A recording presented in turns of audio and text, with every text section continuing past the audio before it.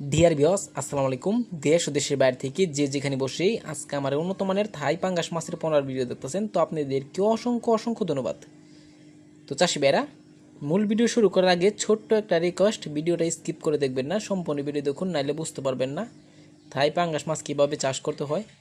তো অনেকে চাষ সম্বন্ধে অনেক কিছু জানি না।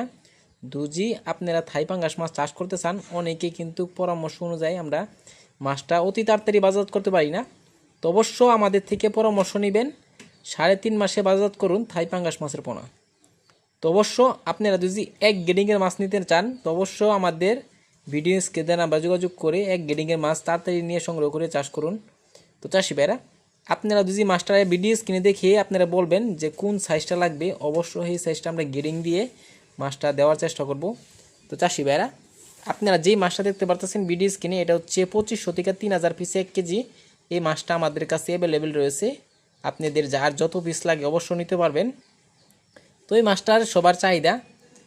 আপনারা যদি বাজারে যান তো দেখতে পারবেন এক থাই পাঙ্গাস মাছের বেচা কিনার আনন্দময় দৃশ্য। এর কারণ হচ্ছে থাই পাঙ্গাসতে রয়েছে 20 থেকে 30% পুষ্টি বেশি রয়েছে, এই জন্য আমরা সবাই পছন্দ করি।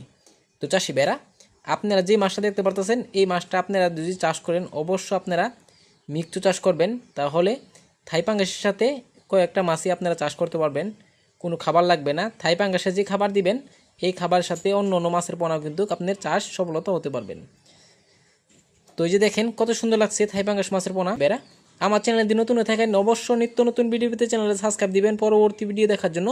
আর যারা দিয়ে আছেন ওদেরকে অসংখ্য ধন্যবাদ। ভিডিওটা যদি ভালো লাগে একটা লাইক কমেন্ট করবেন, চাষি ভাইদের কাছে বেশি বেশি করে শেয়ার করবেন। আজকের বেশি কিছু বললাম না।